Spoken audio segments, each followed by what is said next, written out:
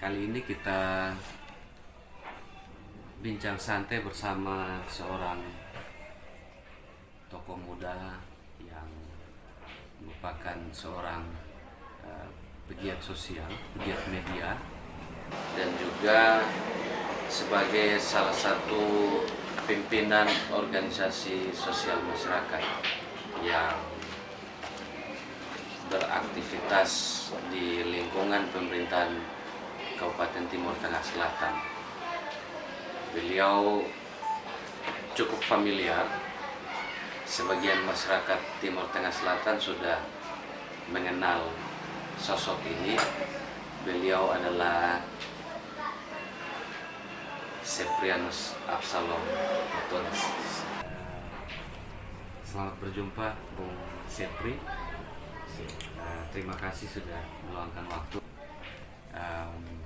Kita kali ini kita mau mengangkat beberapa topik penting yang akan diperbincangkan di waktu saat ini untuk diketahui masyarakat, khususnya masyarakat Timur Tengah Selatan. Baik, jadi biasa orang soe bilang tak kenal maka tak sayang. Mungkin Bung Sepri bisa perkenalan singkat kepada masyarakat. Silahkan. Oke, baik. Terima kasih. Salam persatuan. Perkenalkan, nama saya Seprianus Absalom Matonis, Ketua Organisasi TTS Adil Sejahtera. Biasa masyarakat di perkotaan maupun di pedesaan selalu panggil saya dengan sebutan Sepri. Mungkin seperti itu.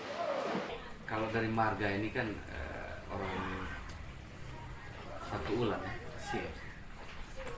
satu destinasi wisata yang wajib dikunjungi oleh pemirsa karena view-nya sangat keren sekali.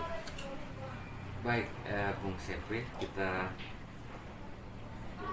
bincang sedikit soal isu yang berkembang di Kabupaten Timur Tengah Selatan.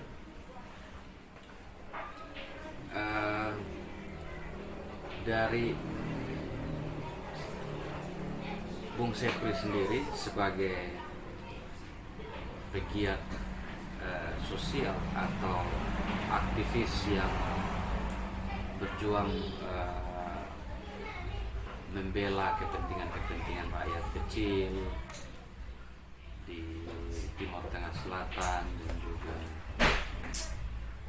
sudah mendirikan sebuah organisasi yang digunakan sebagai wadah untuk menyerap semua suara-suara yang tak terdengarkan. Kira-kira dari pandangannya TTS Adil Sejahtera terhadap tata kelola pemerintahan daerah ini seperti apa?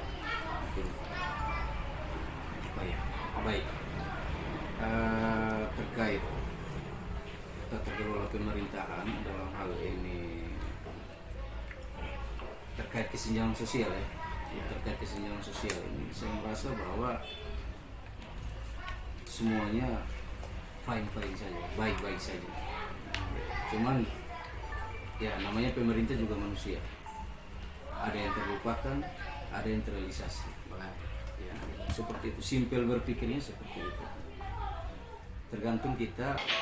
Ormas, organisasi kemasyarakatan yang bergerak dalam kesenjangan sosial dan juga pendidikan dan lain-lain, menyikapi hal ini dengan cara kita yang berbeda-beda.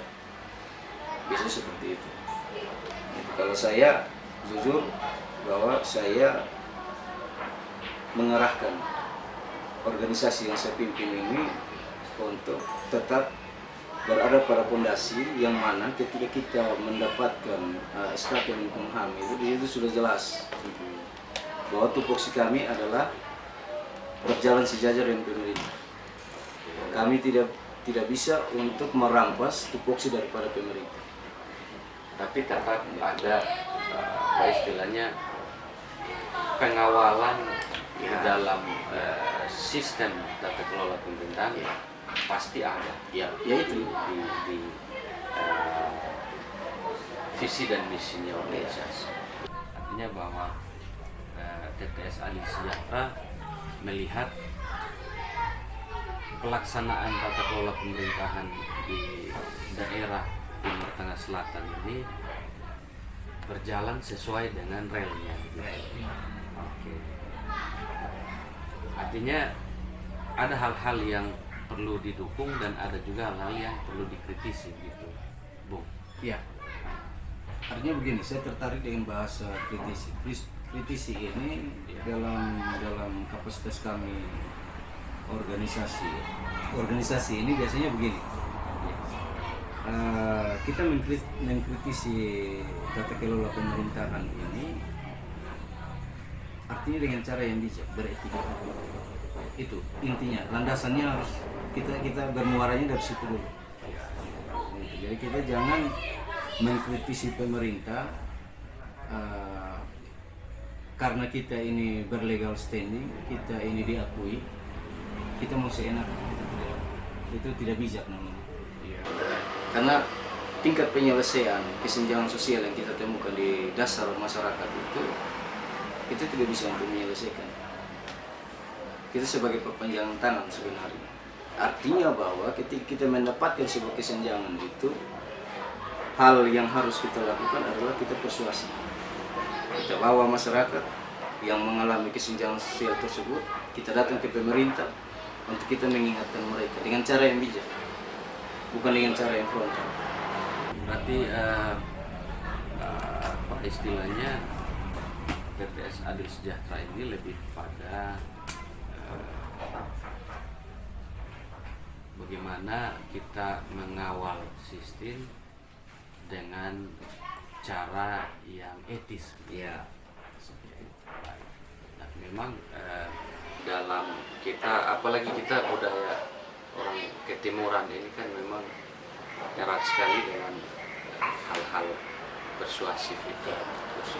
Oke, baik. Jadi artinya begini, saya ingin menyatakan bahwa begini, tingkat penyelesaian ataupun kapasitas penyelesaian ataupun metode penyelesaian itu bukan ada pada kita. Setiap kesenjangan sosial yang dialami oleh masyarakat, penyelesaiannya ada di pemerintah, bukan kita. Kita hanya sebagai perpanjangan tangan. Oke, gitu. Baik. Nah, artinya organisasi yang Bung Sepri pimpin ini sudah cukup lama ada di Kabupaten Timur Tengah Selatan, dan kira-kira hal-hal menyangkut kesenjangan sosial tadi sudah pencapaiannya itu sudah sejauh mana dalam hal membantu masyarakat, mempertemukan mereka dengan pemerintah, kemudian adakah hasil dari pertemuan itu, apakah hasilnya baik atau hasilnya buruk? Mungkin Bung Sepri bisa cerita. Oke, begini, kami organisasi ini 2019 kami mulai berkreasi, tapi awalnya itu 2018 akhir itu saya single fighter. Saya begitu peduli terhadap kesenjangan sosial yang terjadi di kabupaten. Nah, untuk masuk ke ranah penyelesaian itu, ternyata kesininya baru saya paham bahwa kita butuh sebuah wadah, sehingga bisa untuk diakomodir. Jadi saya dan beberapa teman kita bersepakat untuk membangun ini organisasi tersebut yang memiliki payung hukum, dan puji Tuhan kami berlegal standing, SK Kemenkumham, dan terdaftar di Kesbangpol Kabupaten Timur Tengah Selatan. Untuk efektivitas terkait dengan perjuangan kita organisasi ini, kami selalu menggunakan metode persuasi. ketika kita mendapatkan sebuah kesenjangan di satu wilayah, dalam hal ini satu desa, itu kita selalu membawa, Koordinasinya mendekatkan. Ya, kita sifatnya koordinasi. Koordinasi bukan by phone atau kita datang sendiri berhubungan langsung dengan pemerintah tanpa ada objeknya. Oh iya. Ya, jadi kita bawa. Audiensi Ya, langsung. kita beraudiens langsung. Kita bawa masyarakat yang mengalami kesenjangan sosial tersebut untuk bertemu langsung dengan pemerintah. Kita menjelaskan, kita membawa bukti akurat, kita membawa fisik, kita menuntut untuk penyelesaian. Dan puji Tuhan, kami organisasi ini sudah berkreasi, dan apa yang kami bawa, kesenjangan sosial yang kami bawa dari dasar lapisan masyarakat itu selalu terrealisasi dengan baik. Banyak hal, kesenjangan sosial itu banyak hal, kayak PKH, mungkin ada ya sedikit miskomunikasi terkait dengan juknis, kesalahan sistem. ya terkait dengan juknis, kesalahan sistem kayak Suara Timur katakan tadi. Bisa juga istilahnya human error. Ya, kesalahan manusia terkait dengan kelistrikan, terkait dengan kesehatan, dan juga kita masuk pada ranah hak-hak daripada birokrasi. Dan itu kita buktikan, kita mampu buktikan semuanya terselesaikan dengan baik dan benar. Justru kesininya dari 2020 Dengan cara yang santun. dengan cara yang santun. Kita tidak boleh frontal. Karena ketika kita frontal, kita organisasi ini, ketika kita frontal, satu saja, kita yang butuh nama. Tapi kasihan, ketika apa yang kita perjuangkan dengan cara frontal ini tidak mencapai sebuah penyelesaian, kasihan itu masyarakat. Seperti itu. Nah, Jadi, ya. minta maaf Suara Timur, saya hanya ingin menekankan di sini bahwa untuk mendekatkan hubungan emosional antara masyarakat dan pemerintah yang terlupakan dalam hal kesenjangan sosial ini, kita perlu hanya satu saja, persuasi. Ketika hal ini kita bangun, maka di situ ada kesadaran dari pemerintah. Saya tidak bisa untuk memungkiri bahwa pemerintah juga manusia. Yang menjalankan aktivitas dalam pemerintah itu adalah manusia yang punya kekurangan sama seperti kita, keterbatasan. Baik. Nah, ada satu lagi, Bung Sepri. Tadi dikatakan bahwa sejauh ini persoalan-persoalan yang ada di masyarakat yang kemudian dikomunikasikan ke tingkat pemerintah daerah itu ada jawaban positif atau ada hasil yang baik atau terselesaikan. Nah, misalnya ini perlu kita tahu bersama juga. Misalnya ada persoalan-persoalan yang memang tidak terselesaikan, apakah masih tetap melakukan cara yang santun ataukah cara frontal? Karena memang identik organisasi masyarakat ormas ini bukan hanya di Timur Tengah Selatan saja, tapi bahkan di kota-kota besar itu selalu melakukan aksi frontal, dalam hal ini berdemonstrasi dan lain sebagainya, merusak fasilitas pemerintah, fasilitas negara dan lain sebagainya, untuk kemudian bisa mendapat perhatian dari pemerintah untuk menjawab keluhan-keluhan mereka. Nah, mungkin Bung Sepri bisa sampaikan ke kita kira-kira kalau misalnya permintaannya tidak dijawab, lantas sikap dari TTS Adil Sejahtera itu apa? Apakah harus menempuh jalur aksi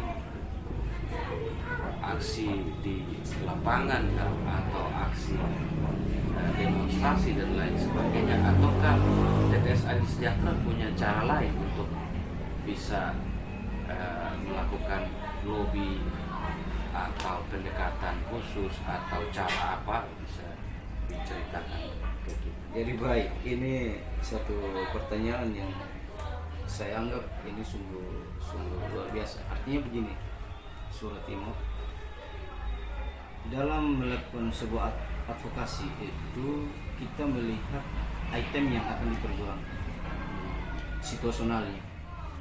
Begini, ada item-item yang mana ketika kita mau melakukan sebuah advokasi, kita jangan serta-merta pakai hati. Artinya begini, kita jangan terbuai dengan siapa kita bertemu, dengan masyarakat yang notabene bahwa mereka sebagai belakang dan sebagainya. Gitu. Jadi saya selalu mengedepankan yang namanya persuasif, artinya bahwa penjelasan real dari pengambil kebijakan. Jadi contoh, sebuah persoalan saya bawa naik ke pemerintah, sampai ke tangan pemerintah. Di situ karena hubungannya ini kita masuk dalam kapasitasnya persuasif, di situ ada keterbukaan. Kenapa sampai masyarakat ini dia mendapati sebuah kesenjangan? Ketika pemerintah ini dia kesenjangan ini hadir karena apa namanya, mungkin saja dilupakan ataupun mereka tidak diakomodir ini lantaran karena sifat manusiawi. Nah, ini akan segera diperbaiki. Nah, ketika sesuatu hal yang kita perjuangkan ini memang dia tidak bisa untuk diperjuangkan sesuai dengan regulasi, maka penjelasan untuk supaya masyarakat ini dia bisa mengerti, sehingga kekurangan dia untuk dia tidak bisa keluar dari kesenjangan itu bisa untuk dia dapatkan. Ya, kita caranya itu adalah melengkapi kekurangan tersebut. Jadi tidak semua masalah kesenjangan sosial ini kita dapatkan hasil yang positif. Tidak. Contoh kayak begini, saya selalu memperjuangkan terkait dengan hak-hak masyarakat yang dikantor oleh dana desa. Banyak sekali juga sih, banyak yang saya temukan itu adalah pengaduan ke saya itu berlandaskan karena sakit hati.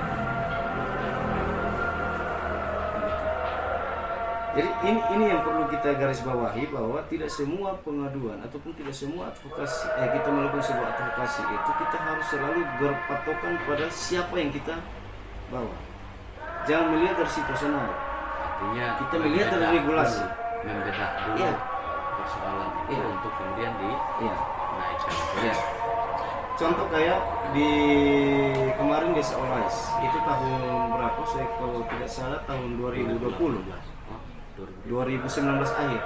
Itu saya mulai angkat ini permasalahan. Ada teman-teman sesama organisasi masyarakat yang mempetisi Bapak Bupati.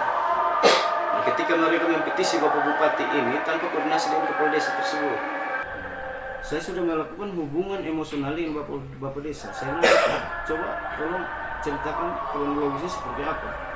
Dia menceritakan segala sesuatunya. Dia jujur ke saya. Nah, ketika hal ini saya tahu, saya hanya katakan bahwa Bapak harus bertanggung jawab. Bapak harus bertanggung jawab terkait dengan pemberhentian Bapak Bupati, pemberhentian Bapak Kepala Desa dari status Kepala Desa definitif. Itu sudah sesuai dengan regulasi yang dilakukan oleh pemerintah untuk memberikan ruang untuk supaya Bapak Desa ini bisa bertanggung jawab sesuai dengan hasil PKN yang dilakukan oleh inspektorat. Nah, ketika di petisi ini, saya adalah organisasi yang melawan. Alasannya apa? Ya, alasannya karena begini, kita jangan membela sesuatu yang salah. Oh ya.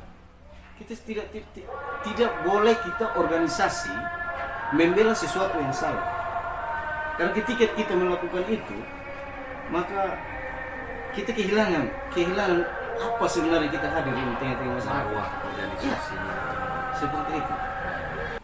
Jadi alhasil dari petisi tersebut yang dilakukan oleh teman-teman ormas terkait dengan permasalahan dana desa di desa Olais itu, kemarin putusan dari Kejaksaan Kabupaten Timur Tengah Selatan menahan bendahara desa tersebut. Jadi setiap kesalahan yang kita lakukan, setiap apa yang kita lakukan, sudah merancang ataupun kita merancang sesuatu untuk merugikan banyak orang, wajib hukumnya kita bertanggung jawab. Seperti itu. Nah, di mana letak keberadaan kita sebagai organisasi? Kita jangan semerta-merta karena kita hubungan emosional kita dengan pemerintah dan kita dalam regulasi itu kita sejajar dengan pemerintah. Lantas kita mau seenaknya, tidak boleh. Yang salah tetap salah. Wajib hukumnya ditegur. Idealnya kan gitu dalam tatanan demokrasi. Idealnya seperti itu. Misalnya ada sesuatu yang benar ya wajib hukumnya kita dukung itu kebenaran tersebut. Tapi kalau misalnya ada hal yang salah, ya jangan dibiarkan kesalahan tetap beranak cucu. Baik, Bung Sepri dan pemirsa sekalian, baru-baru ini publik Timur Tengah Selatan dihebohkan dengan sebuah isu yang cukup besar, yaitu kisruh pemerintah daerah dengan wakil rakyat di Kabupaten Timur Tengah Selatan. Siap. Ya, terkait pencemaran nama baik dan sebagainya. Nah, dalam hal ini TTS Adil Sejahtera sebagai organisasi masyarakat memandangnya seperti apa? Boleh saya jawab sekarang? Oke. Saya hobi nonton sebuah tayangan lawak. Tahu kan lawak itu seperti apa? Jadi dia memicu sebuah tawa. Nah, hal ini saya dapatkan seumur hidup saya kembali ke kampung halaman leluhur saya ini, orang tua saya ini. Saya baru temukan ini sesuatu sungguh memalukan dan sungguh lucu. Saya beranggapan bahwa ini kakak-kakak ataupun siapalah dia, saya tidak peduli mereka itu, yang mana menduduki ruangan yang terhormat, lembaga yang terhormat tersebut. Ini sudah kehilangan arah. Kenapa saya katakan kehilangan arah? Lembaga yang terhormat itu tidak penting untuk dibela. Karena memang itu jadi satu sasaran tembak dalam sebuah biasanya orang bilang kritikan. Begitu. Entah itu kritiknya lahirnya dari masyarakat biasa, atau lahirnya itu dari ormas, ataupun lahirnya kritikan itu dari pemerintah. Begitu. Banyak kesenjangan sosial yang terjadi di Kabupaten TTS. Kenapa itu DPR itu anggota DPR itu mereka tidak perjuangkan terkait itu? Kenapa mereka tidak melaporkan pemerintah dalam hal ini Bapak Bupati terkait dengan kesenjangan itu? Kok ini malah mereka memperjuangkan mereka punya nama baik? Itu lembaga tidak butuh. Itu lembaga butuh adalah diisi oleh orang-orang yang memang keberpihakan kepada masyarakat. Karena memang mereka dihadirkan di situ karena masyarakat. Yang tadinya, minta maaf, Suara Timur, yang tadinya Anda biasa-biasa, Anda tidak dikenal, ketika Anda duduk di dalam lembaga itu, Anda menjadi yang terhormat. Lantas sekarang Anda mau bergerak di luar dari SOP Anda ada di sana, aduh kesian, ini sungguh lucu. Artinya bahwa ada etik dan lain sebagainya yang kalau beretika begini ya, kalau beretika saya anggap bahwa ini sebuah kelucuan yang mana sedang dipertontonkan oleh kita punya anggota DPR yang ada di ini kabupaten. Jadi, saya akan angkat jempol, saya akan tunduk ketika mereka laporkan pemerintah, dalam hal ini Pak Bupati, terkait dengan kesenjangan. Begitu. Terkait dengan kepentingan masyarakat. Untuk kepentingan masyarakat, saya jempol. Dan saya akan cium kaki mereka. Tapi yang model begini, aduh, ini bahaya ini. Ini tidak benar ini. Dari kacamatanya TTS Adil Sejahtera tidak sepakat dengan langkahnya DPRD sekarang yang melaporkan bupati terkait pencemaran nama baik, karena mungkin menurut DPR bahwa ini wajib nih, karena wajib dilaporkan karena memang menyalahi etik dan lain sebagainya. Nah, dari kacamata Bung Sepri dan kawan-kawan di organisasi di Ormas TPS Adil Sejahtera itu menilainya seperti apa? Sikap, apakah sudah betulkah sikap DPRD TTS ataukah sikapnya salah? Kalau katakan salah, saya tidak katakan salah. Tapi kalau katakan lucu, saya katakan sangat teramat lucu. Saya tidak katakan salah, karena apa yang mereka lakukan itu benar adanya.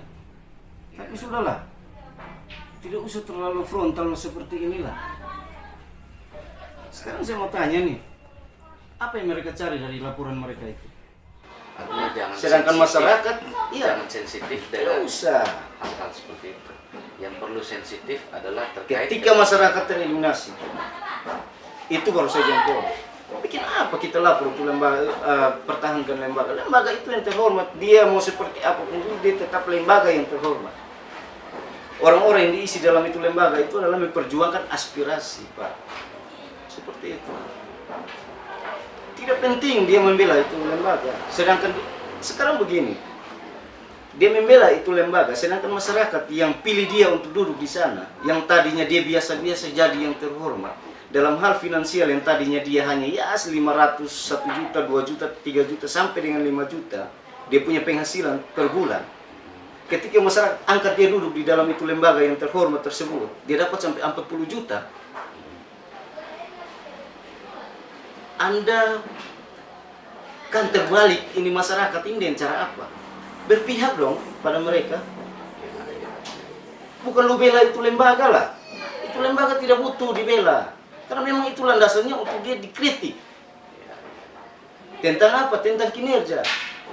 artinya bahwa mekanisme internal di dalam Ya, pemerintahan itu harus jalan, tidak harus menempuh jalur hukum. satu poin yang saya mau katakan di sini bahwa begini, pengambil kebijakan tertinggi bukan DPR, pengambil kebijakan tertinggi adalah pemerintah. Dalam hal ini Pak Bupati, dia yang bisa mengeksekusi setiap kesenjangan sosial yang terjadi di masyarakat. Ya. Begitu. Jadi ketika kita ini LSM maupun DPR, kita membawa aspirasi masyarakat, kita membawa inisiatif pengaduan daripada masyarakat, tetap koordinasinya dengan pemerintah, dan yang mengeksekusi penyelesaiannya adalah pemerintah, bukan DPR. Kita lapor setiap kesenjangan sosial yang terjadi di masyarakat, kita lapor ke DPR pun juga, tetap DPR akan berkoordinasi dengan pemerintah untuk menyelesaikan masalah tersebut. Begitu. Nah, ini lapor-melapor terkait dengan harga diri, ini harga diri lembaga lagi. Sedangkan masyarakat ada susah.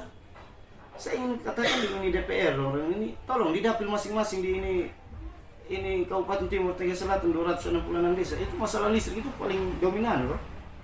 Di mana mereka pernah berstatement? Paling tidak ada Ya. memperjuangkan kepentingan masyarakat. Tapi memang tanpa kita sadar bahwa DPR ini dan pemerintah memang sama-sama bekerja. Iya. Makanya mungkin faktor manusiawinya saja akhirnya mengabaikan dan lain sebagainya. Iya. Jadi yang- begini Pak yang paling Suwartimo, penting ya, saya ingin menyampaikan begini. Minta maaf saya bukan saya berapi-api, tapi ini perlu diluruskan. baik. Bagi teman-teman anggota DPR yang terhormat, saya ingin menyampaikan satu pesan seperti ini. Ingat bahwa dari mana Anda berasal? Dari masyarakat.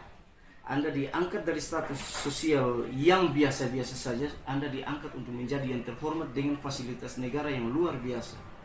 Dengan finansial yang sungguh teramat sangat luar biasa. Tolonglah keberpihakan kepada masyarakat itu ditonjolkan. Itu saja.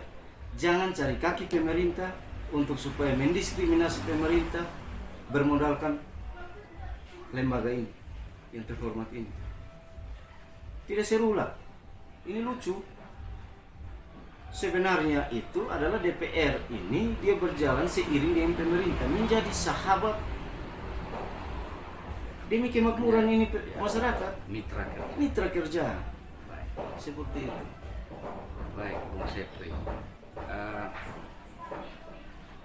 Di Timur Tengah Selatan ini ada beberapa organisasi masyarakat yang juga melakukan aktivitas kerja hampir sama juga dengan Ormas TTS Adil Sejahtera. Nah, kira-kira nih, kita perlu tahu bersama komunikasi lintas ormas ini dalam hal melakukan visi dan misi kerjanya, kemudian membantu mengawal setiap sistem, mengawal setiap kebijakan dan program dan lain sebagainya. Itu komunikasinya seperti apa? Apakah ada ruang tersendiri yang disiapkan untuk kemudian bersama-sama melakukan diskusi, menemukan solusi, ataukah seperti apa komunikasinya? Mungkin bisa disampaikan. Baik. Kita. Jadi begini, terkait dengan organisasi kemasyarakatan yang ada di Kabupaten Timur Tengah Selatan ini, saya beranggapan bahwa saya anak kemarin, dan juga organisasi yang saya pimpin ini adalah organisasi yang mau dibilang bahwa organisasi awal-awal lah, Masih seumur jalan. ya seperti itu. Untuk komunikasi antara lintas ormas ini dulunya memang kita sering Ada ruang diskusi. ya, kita sering. Bahkan dua ormas yang luar biasa senior saya ini, saya pernah berbicara di depan mereka. Sebut saja Pospera, Kayak Araksi. Pospera, saya pernah, dokumentasi saya jelas terkait dengan Pospera. Araksi juga saya terlibat di dalam situ, di dalam Araksi pimpinannya Pak Alfred Baun. Ya. Saya selalu ada. Intinya bahwa saya mau mendedikasikan saya punya diri untuk masyarakat. Kesininya hubungan emosional kita ini antara kayak saya TTS Adil Sejahtera, terus Pospera, pimpinannya Pak Yerim Falo yang luar biasa, tidak bisa diungkapkan dengan kata-kata. Ketenaran dan juga kepintaran beliau itu sungguh luar biasa. Saya bangga dia pimpin Pospera, itu saya bangga. Dan juga Araksi yang dipimpin oleh Pak Alfred Baun yang begitu luar biasa, hebat. Mereka adalah orang-orang yang patut saya acungi jempol. Dan juga ya, saya harus tunduk kepada mereka, tapi dalam kapasitas emosional pribadi. Oh iya. Ya, Masuk tapi ke dalam ranah privasi. ya, tapi kalau dalam hal advokasi, Profesionalisme kerja. saya merasa ada yang perlu dirubah. Pemerintah tidak anti Apanya kritik. yang perlu dirubah? Pemerintah tidak anti kritik. Pemerintah perlu apa yang dilupakan. Karena pemerintah dalam hal ini dia sifatnya melayani. Ya. Ketika dalam pelayanan itu dia melupakan perorangan maupun kelompok ataupun apalah, tugas kita adalah mengingatkan pemerintah dengan cara yang beretika. Saya jujur mengutuk keras apa yang dilakukan, perjuangan daripada dua organisasi ini, senior-senior saya ini, memperjuangkan Jalan Bonleu. Saya sangat sepakat. Apa Perjuangan yang dikutuk nih? Aksinya kah atau? dengan sebuah aksi frontal, Oh iya. merusak fasilitas negara. Itu saya tidak terima itu. Kita sesama organisasi, Pak. Kita sesama organisasi. Saya mengutuk karena saya organisasi yang menghormati pemerintah. Saya organisasi yang menjunjung tinggi persuasi. Saya bukan organisasi yang frontal ketika kita beradvokasi, membawa nama masyarakat. Sehingga di sini secara organisasi, saya wajib hukumnya untuk saya mengutuk hal itu, merusak fasilitas negara tersebut. Saya tidak berbicara individu. Ya. Baik. Begitu. Oke, baik. Kita sudah di penghujung acara, Bung Sepri. Mohon maaf, nanti di lain waktu kita akan berbincang bersama. Baik pemirsa, sebelum kita mengakhiri bincang santai ini, di dalam tata kelola pemerintahan ada satu istilah yang namanya check and balances system. Di dalam melakukan tata kelola pemerintahan,